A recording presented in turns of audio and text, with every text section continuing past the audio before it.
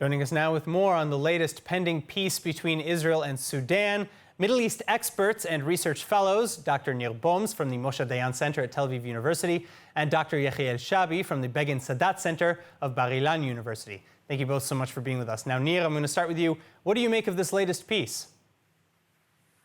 Well, this is a good progress.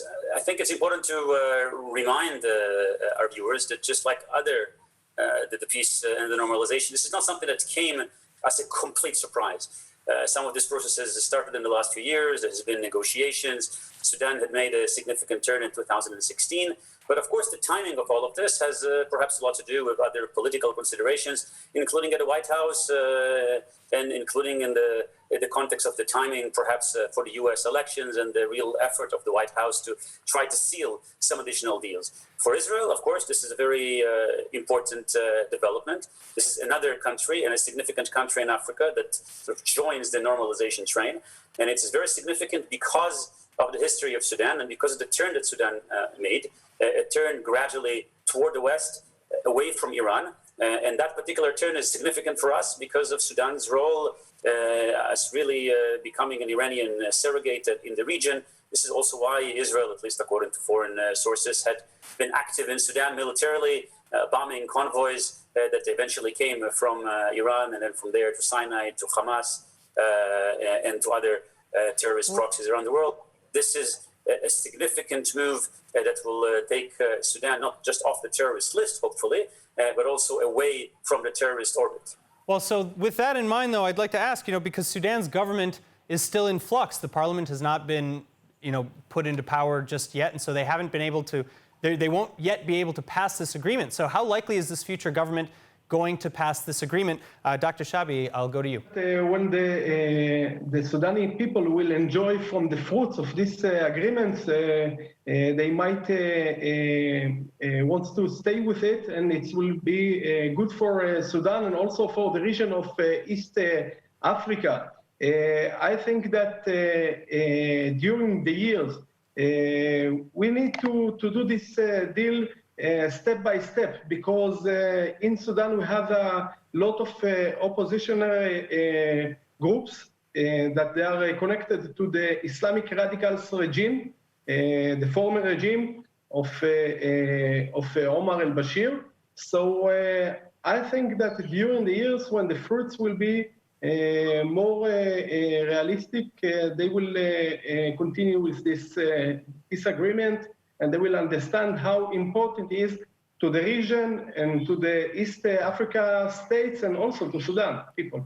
All right, now, Dr. Boms, I want to come back to you for this next one, because you just mentioned earlier the timing of this agreement likely having something to do with the campaign trail, with the upcoming presidential elections in the United States. How do you think that this is going to play off either for or against the Trump administration? Well, look, I'm not an expert to American politics, and it's not for me to prophesize who is going to win the elections. I also believe that, broadly speaking, foreign policy is not an issue of major concern for most Americans. So I'm not sure if that's going to play a significant role or not. But I think the process of pushing this normalization train is playing a major and a significant role in the Middle East. I hear that really daily when I speak to my colleagues from Saudi Arabia, from the Emirates, from the Gulf, now from Africa.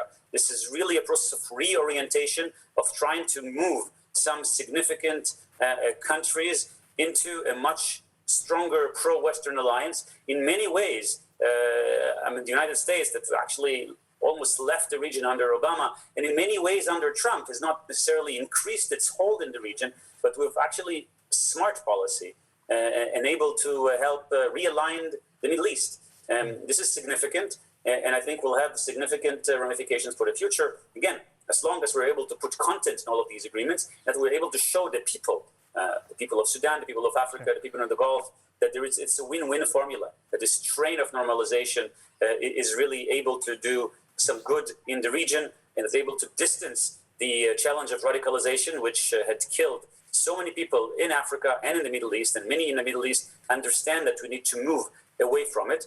This is why it's significant. Well, if it will help the president or not, I will leave it to others. All right, well, so my final question, which actually pertains to a lot of the conflict in the region that actually is a cause for this problem is the asylum seeker issue in Israel. Dr.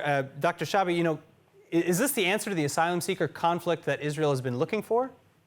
When we are talking about this peace, we are creating a new era and a new area also that cuts the front that connected between Afghanistan, Pakistan, through Iran, Iraq, Syria, and Lebanon, and to the other countries that comes from the East Africa or Africa Horn.